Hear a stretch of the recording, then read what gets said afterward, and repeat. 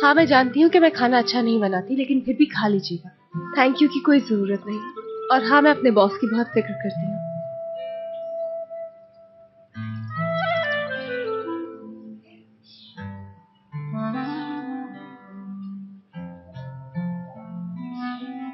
अल्लाह तेरा शुक्र है, कितना कुछ दिया है उसने हमें। मेरी बेटी बड़ी हो गई है, अब जॉब करती है, पहली तनख्वाह इसने अपनी माँ के हाथ पे रखी लाके। वाह माशाल्लाह, मेरी प्यारी बेटी। और अब मुझे भी तो अपनी बेटी को कोई सरप्राइज देना चाहिए। क्या कहती हो तुम सब? हाँ हाँ बिल्कुल। वो क्या है? क्या हो सकता है? ढूंढ लिया है बेटा, ढूंढ लिया है। क्या ढूंढ लिया आपने? तुम्हारी बाबा के पसंद जैसा और उनकी मुरादों पे पूरा उतरने वाला ऐसा खूबसूरत लड़का मिल गया है हमें। माशाल्लाह माशाल्लाह। उफ अम्मी, अब फिर से मना करके मेरा मूड मत खराब कर देना तुम। अच्छा सुनो, तुम्हें ये भी नहीं जानना कि आखिर वो लड़का है कौन? अब किसको ढूंढ लिया है इन्होंने? बहुत ही खूबसूरत, बहुत ही समझदार, हमारा दामाद, लाखों में एक, करीम। कौन करीम? तुम्हारा कजन। तुम्हें तो अच्छी तरह पता है उसका। तुम्हारे करीम नाम के कितने कजन है जो तुम इतनी हैरान हो रही हो? तुम्हारे किसी कजन का नाम करीम है एपेक? है ना, वही ट्रांसपोर्ट वाला। कौन ड्राइवर है? करीम। मुझे तो पहले ही लग रहा था ये दोनों आपस में एक दूसरे को जानते नहीं होंगे। एक दूसरे को जाने बगैर एक दूसरे के साथ जिंदगी गुजारना मुश्किल होता है ना। जब एक दूसरे से मिले जुलेंगे तो खुद ही जान जाएंगे इंशाल्लाह। इंशाल्लाह।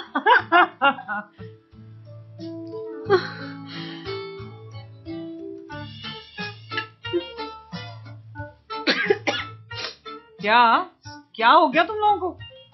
ओ, चाय कहाँ है? जाओ मेरे लिए चाय लेकर आओ। उठो।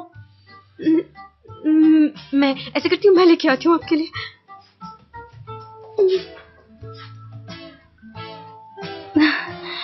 वैसे नाश्ता बहुत ही मजे का था।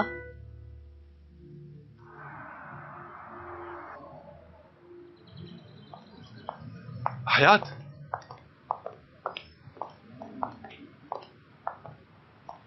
मुझे बहुत जरूरी बात करनी है। हाँ बोलो, क्या बात है? बात यह है कि मैं जब जब एपिक को देखता हूँ तो मैं अपने आपे में नहीं रहता। मालूम है। तो फिर ये भी मालूम होगा कि वो कितना इग्नोर करती है। हर वक्त गुस्सा नाक पर रहता है, फिर भी प्यारी लगती है मुझे। मैं जानता हूँ कि वो डरती है तो बस अपने घर की इज्जत की वजह से।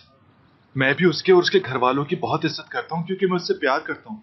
समझ गई हूँ मैं। नहीं समझ सकती, यकीन करो नहीं समझ सकती। उसके चेहरे पर एक लम्हे की मुस्कुराहट देखने के लिए मैं कितना तड़पता हूँ। मसलन वीराने में आपकी गाड़ी का पेट्रोल खत्म हो जाए और पंप नजर आ जाए, मैं तो बस उसके नाम पर ही जी रहा हूँ और वो है कि एक नजर उठा के नहीं देखती।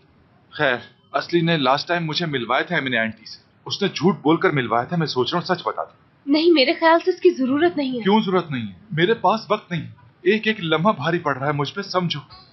मुझे भी समझ नहीं आ रहा कि आखिर वो कैसे मानेगी। मैं सोच रहा हूँ कि उसके घर के बाहर जाकर धरना दे दिया जाए। अरे नहीं, ऐसा कुछ मत करना। तुम ही बताओ मुझे कि क्या करना चाहिए। क्या मैं उसे घर से लेके भाग जाऊं कहीं, या फिर मैं जहर खा लूं, या फिर सीधा उसके घर जाकर रिश्ता मांग लूं? देखो मेरी बात सुनो, मैं जानती हूँ एपिक को। इन हरकतों से उस पर कोई असर नहीं होगा, याद रखो तुम। अच्छा एक काम करो तुम करीम, ये सब कुछ मुझ पर छोड़ दो, मैं कर लूंगी। कसम खाती हूँ? हाँ कसम से। तुम्हारा एहसान होगा। ये वादा याद रखना।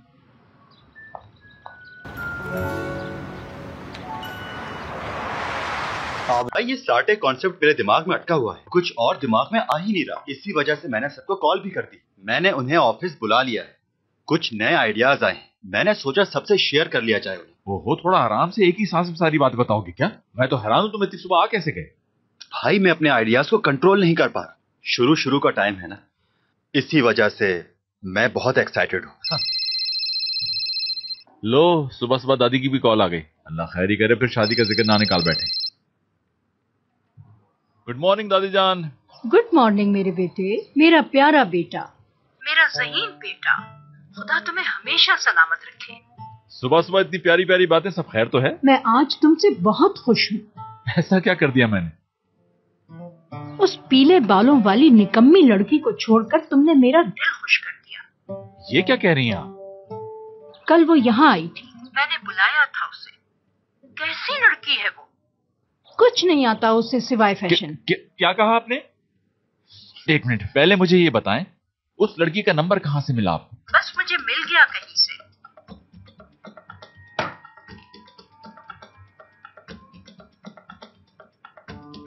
दादी जान, मैं आपको थोड़ी देर में कॉल करता हूँ।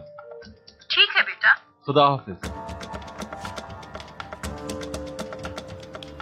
इस वक्त क्या करना चाहिए?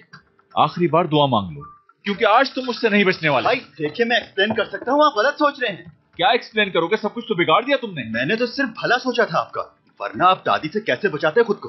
वो दीदम से मिलके सुकून से बैठ जाएंगी। आपको तो शुक्रिया अदा करना चाहिए, उल्टा नाराज हो रहे हैं। ध्रुव, ये क्या कर दिया?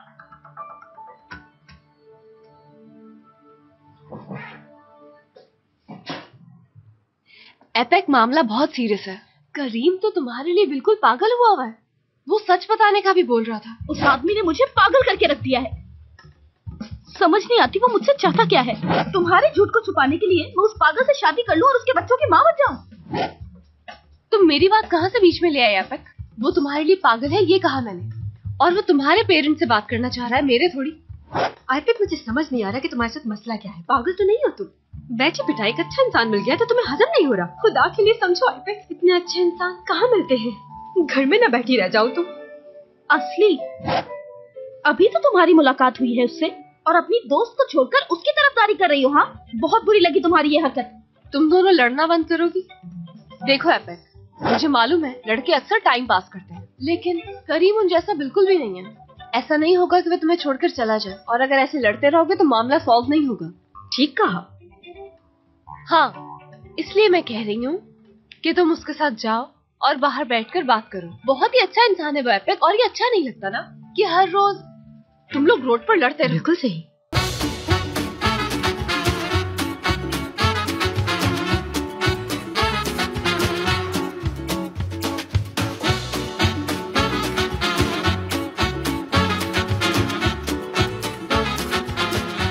Aşk laftan